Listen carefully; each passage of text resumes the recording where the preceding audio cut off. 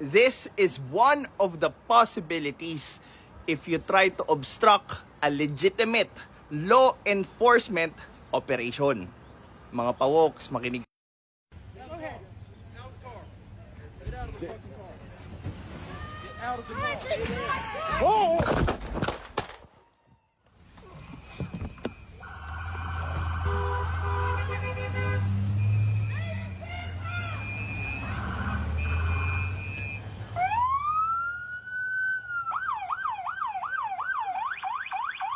That's fine, dude.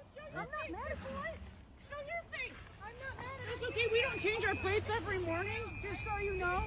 It'll be the same plate when you come talk to us later. That's fine. U.S. citizen. You want to come at us?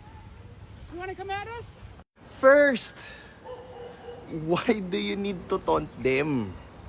'Di ba? Hinarangan mo na sila, inistorbo mo pa sila. And then here you are, taunting them.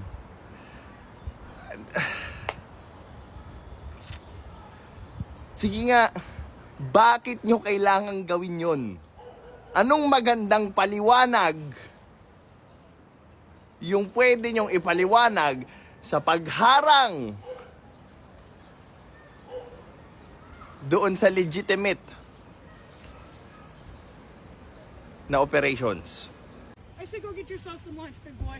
Go ahead. Out of the car. Get out of the fucking car. O anong sabi ngayon ng ICE agents? You got my attention. Get out of the car. Pagbigyan natin yung trip mo. Gusto mong mang-abala? Okay, sige. Pagbibigyan ka namin. Get out of the car. Oh!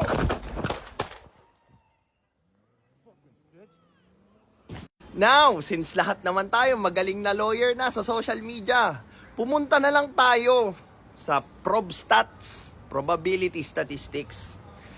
Ano yung probability na bumunot yung taong may baril sa harapan mo?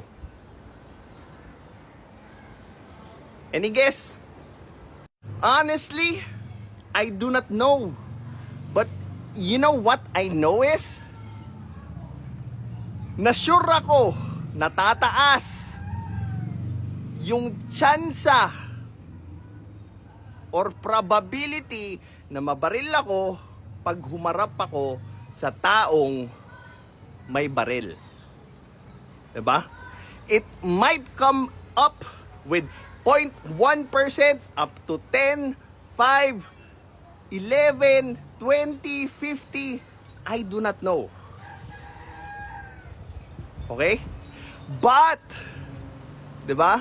But, knowing that it would increase automatically, umarap lang ako sa taong may baril. Why do you think I should risk myself kung alam ko naman palang tataas yung tsansa na mangyayari sa akin yung masamang bagay? Gets nyo? Sasabihin na naman ng mga pawok na yan, we are just doing the right thing. We are helping poor people. We are helping the needy people. Well, lahat naman gustong ipaglaban ng mga pawok na yan. 'Di ba?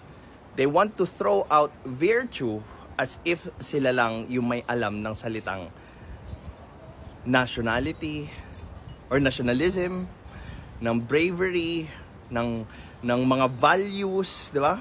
As if sila lang yung may kayang magsabi ng kung ano yung tama sa mali. O, matik na alam ko naman imi-misconstrue nyo or gagawa na naman kayo ng strawman, you're stopping us from doing good. No, I do not. But, I am inviting you to do a different method para maipaglaban kung ano yung tama. 'Di ba?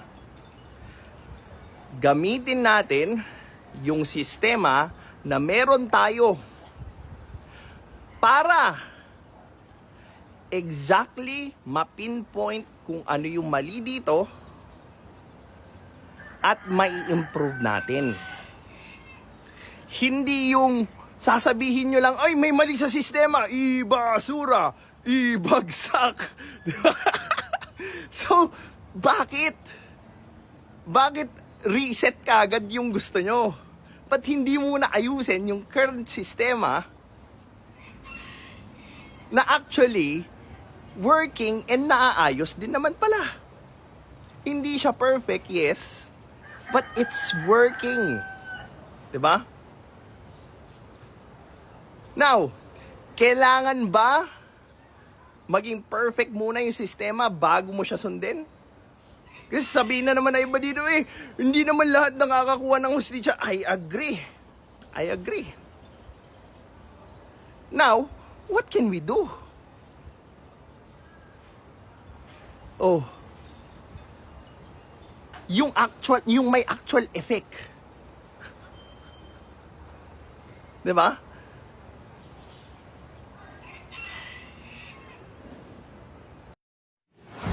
This is Pinoy Extreme.